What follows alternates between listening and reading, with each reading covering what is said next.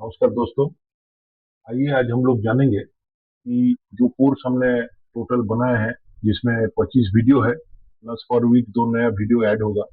ये total 25 video का course complete course है। जो नया वीडियो दो ऐड होगा वो related to finance and market के बारे में जो भी न्यू अपडेट्स होंगे वो जाते रहेंगे आपको। उसके लिए कोई अलग से चार्जेस नहीं है। तो बेसिकली जो कोर्स है 25 वीडियो का, ये पूरा पूरी एक कंप्लीट कोर्स है। इसमें कुछ भी पेंडिंग नहीं है। फ्रॉम बिगिनिंग हम लोग history of share market and business के बारे में पढ़ेंगे कि इंडियन मार्केट हो या दुनिया का जो बाजार है कैसे शुरू हुआ, बिजनेस कैसे शुरू हुआ। फिर उसके बाद हम लोग देखेंगे कि हिस्ट्री ऑफ शेयर मार्केट यानी कि शेयर बाजार का इतिहास क्या है, कहाँ पे सबसे पहले शुरू हुआ, कौन सा सबसे पहला कंपनी था जो स्टॉक मार्केट में अपने शेयर लेके आए, क्या उस समय बाजार था, सबसे पहला पब्लिक ट्रेडेड कंपनी क्या था, और धीरे धीरे करके कैसे इंडिया में वो बढ़ा, इंडिया में किस तरीके से पहला एक्सचेंज कब आया, पहले लोग पेड़ के नीचे खड़े होकर एज ए ब्रोकर काम करते थे, कैसे वहां से बढ़कर आज के डिजिटल समय में हर एक एक सेकंड से भी कम हिस्से में सौदे होते हैं। ये सभी चीजें जो है हम लोग history of share market and business के बारे में डिटेल्स में जानेंगे। ये जो पॉइंट्स है, ये सब चैप्टर्स, ये सब कंटेंट है उस पूरे कोर्स में। इसका मतलब ये नहीं है कि एक एक नंबर लिखा हुआ है तो चैप्टर वन नंबर में एक ही चीज है। तो इसी तरीके से नंबर टू जो है व्हाट इज शेयर, यानी कि बेसिक शेयर क्या है, शेयर कैसे होता है, जो शेयर इशू करते हैं उनको क्या फायदा है, जो शेयर खरीदते हैं उनको क्या फायदा है, डिविडेंड क्या होता है, एक कंपनी आईपीओ कैसे लाती है, कब लाती है। ये सभी चीजों का डिटेल्स में बेसिक से बिल्कुल बेसिक्स बताया गया है। मार्केट पार्टिसिपेंट में, मार्केट में कौन कौन पार्टिसिपेंट्स है, गवर्नमेंट से लेके सेबी से लेके बाकी रेगुलेटर, ब्रोकर, एक्सचेंजेस, और कौन कौन मार्केट में प्ले करते हैं, retail, FII, DII, prop desk, ये क्या है, कैसे करते हैं, प्रोफेशनल वे ऑफ ट्रेडिंग कैसा है, वो कैसे अप्रोच करते हैं ट्रेडिंग को या इन्वेस्टमेंट को, उनके जो प्रोफेशनल्स यूज करते हैं बड़े म्यूचुअल फंड्स, वो क्या स्ट्रेटेजीज है, ये सब चीजें हम लोग जानेंगे। शॉर्ट सेल कॉन्सेप्ट जो है, शॉर्ट सेल कॉन्सेप्ट में हम लोग शॉर्ट सेल करने का जो तरीका है वो जानेंगे, क्यों होता है। स्टॉक एंड इंडेक्स के बारे में हम लोग जानेंगे, स्टॉक्स है, इंडेक्स, निफ्टी, बैंक निफ्टी, इन सब चीजों के बारे में जानेंगे। कैश फ्यूचर हेजिंग, यानी कैश मार्केट कैसे चलता है, कैसे आप खरीद सकते हैं, बेच सकते हैं, उसको रिलेट करके हम फ्यूचर्स को देखेंगे कि फ्यूचर कैश मार्केट से अलग कैसे है, कैसे कैश मार्केट के पोजीशंस को प्रोफेशनल फ्यूचर मार्केट से हेज करते हैं, किस तरीके से प्रोफेशनल पैसा बनाते हैं, क्या आप भी उसी तरीके से पोजीशन ले सकते हैं, बिल्कुल ले सकते हैं, कैसे ले सकते हैं, आपके लिए चीजें कैसे उनसे थोड़ा अलग है।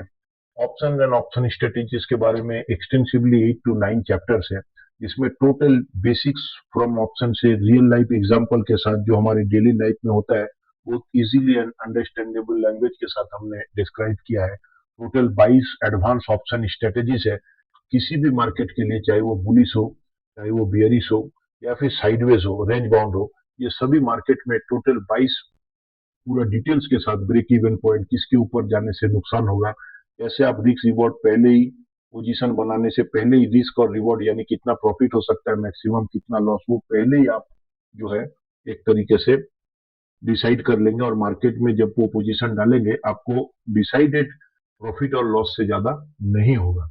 इस तरीके की स्ट्रेटेजीज है। ऑप्शन से डिटेल सब्जेक्ट 8 से 9 चैप्टर में हमने बताया है। क्यों ऑप्शन सेलर को 90% टाइम प्रॉफिट होता है, या नेकेड ऑप्शन सेलिंग करने से प्रॉफिट हो जाएगा, या प्रोफेशनल कोई वे है, क्यों ऑप्शन हेजिंग की तरह यूज होता है, क्यों ऑप्शन बायर की तरफ, बाइंग की तरफ रिटर्न्स खींचा जाता है बट 95% टाइम वो नुकसान करते हैं। ये सभी चीजें हम लोग किस तरीके से आप ऑप्शन बाइंग को बहुत अच्छा तरीके से कर सकते हैं ताकि आपको बेनिफिट हो, ऑप्शंस के प्रीमियम कैसे बनते हैं, क्यों theta time value option buyer का दुश्मन है। ये सभी चीजें 8 से 9 चैप्टर्स में 22 स्ट्रेटेजी के साथ बहुत इजी एंड अंडरस्टैंडेबल लैंग्वेज में हमने डिस्कस किया है। क्लियरिंग एंड सेटलमेंट प्रोसेस क्या है, हमने एक शेयर खरीदा, मेरे अकाउंट में कल डीमेट अकाउंट में सेवर शेयर्स आ गए, बस इतना ही हम जानते हैं। बट बीच में क्या होता है, कौन कौन इंटरमीडियरीज है जो काम कर रही है, किस तरीके से आपका शेयर अगर डीमेट में आया तो सुरक्षित है, या डीमेट में आने से वो शेयर आपके ब्रोकर के पास है या कहीं और जगह में डिजिटल गोल्ड में सुरक्षित है।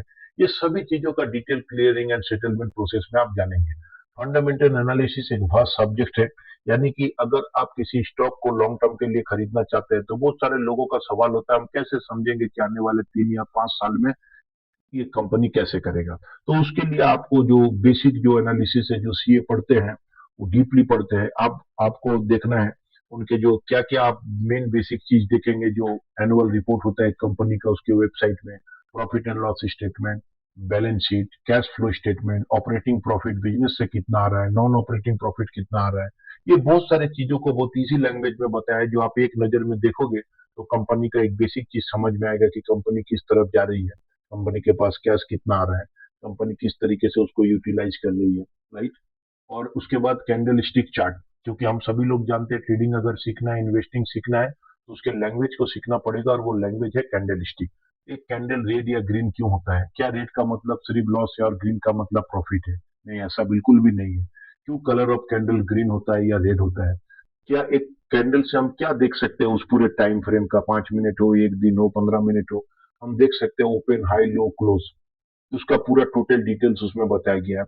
साथ में कैंडल स्टिक्स पैटर्न्स जो है कि पास्ट में प्राइस मूवमेंट ऐसा हुआ है, अगर ऐसा पैटर्न बना है तो मार्केट यहाँ से ऊपर जा सकता है या नीचे आ सकता है, प्रोबेबिलिटी क्या है, ये सभी स्किल्स आप सीखेंगे। यहाँ पे आपको कोई खाना पका के नहीं देगा, खाना बनाना आप सीखेंगे। Nifty and Bank Nifty weighted, कभी कभी सिर्फ दो स्टॉक बढ़ रहा है और निफ्टी पूरा बढ़ रहा है, बाकी निफ्टी का 48 स्टॉक शांत है फिर भी निफ्टी बढ़ रहा है।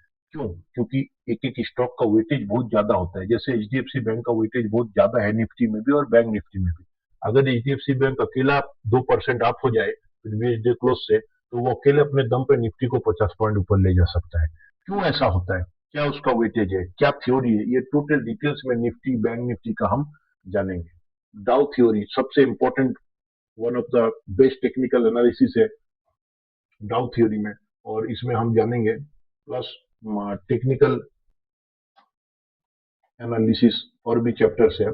जैसे डाउ थ्योरी में किस तरीके से काम करता है, बिल्कुल रियल लाइफ में किस तरीके से हम लोग जब मार्केट में आते हैं तो हमारा माइंड कैसे काम करता है। डाउ थ्योरी में जो जो चीजें हैं उसको डिटेल्स में बताया गया है। टेक्निकल एनालिसिस में आप आरएसआई हो गया, बॉलिंजर बैंड हो गया, फिबोनाची रिट्रेसमेंट हो गया, मूविंग एवरेजेस हो गया, ये सारा जितना भी आप जानते हैं इसको टोटल एक के बाद एक अलग अलग एग्जांपल्स के साथ हम लोगों ने इजी वे में समझाया है। तो आप ए टू जेड टेक्निकल एनालिसिस भी सीखेंगे। और ट्रेडिंग साइकोलॉजी, ये सभी जो बातें मैंने अभी तक शुरू से किया है, ये सिर्फ और सिर्फ 10% मदद करने वाला है आपको ट्रेडिंग या इन्वेस्टिंग में। 90% मदद आपको करेगा ट्रेडिंग साइकोलॉजी। 22 से 23 जो चीज है, क्योंकि ट्रेडिंग में आपका दुश्मन जो है वो एफआईआई नहीं है, डीआईआई नहीं है, बड़े इंस्टीट्यूशन नहीं है, वो है आपका खुद का दिमाग। और 20 से 22 पॉइंट, जैसे हम लोग नॉर्मली क्या करेंगे, अगर मेरा दो उंगली में एक उंगली खराब हो गया है और एक उंगली अच्छा है, तो डॉक्टर को हम जाएंगे और जो उंगली खराब है उसको ठीक करेंगे या उसको काटेंगे, लेकिन जो अच्छा है उसको रखेंगे। लेकिन जब हम लोग ट्रेडिंग करते हैं, 2 शेयर खरीदे, 1 शेयर प्रॉफिट हो रहा है, हम उसको जल्दी काट लेंगे 5 रुपया प्रॉफिट में। जो शेयर नुकसान हो रहा है मेरे अगेंस्ट में 25 रुपया, हम उसको रख देते हैं, ये बढ़ेगा। इस तरह का जो साइकोलॉजिकल मिस्टेक्स है, ये टोटल 20 से 25 साइकोलॉजिकल मिस्टेक ब्लंडर है। जैसे एवरेज, अगर मैंने किसी को 100 रुपया उधारी दिया और वो मुझे पैसे वापस नहीं कर रहा है, क्या मैं उसको और दूंगा? नहीं। बट ट्रेड में अगर मैंने कोई ट्रेड लिया और वो स्टॉक ऊपर नहीं जा रहा, नीचे आ रहा है, तो मैं एवरेज करता हूँ, उसको और भी खरीदता हूँ। क्यों? सब कुछ जानकर भी इस तरह का साइकोलॉजिकल फॉल्ट हम लोग करते हैं। क्या इसके पीछे राज है? ये सभी 20 से 22 पॉइंट है जो हम लोग साइकोलॉजिकली मिस्टेक करते हैं इंडियन स्टॉक मार्केट में, जो बिल्कुल रियलिस्टिक है। क्यों टीवी देखने के बाद हम आकर एक्सपर्ट की बात सुनकर खरीद लेते हैं और बाद में पछताते हैं?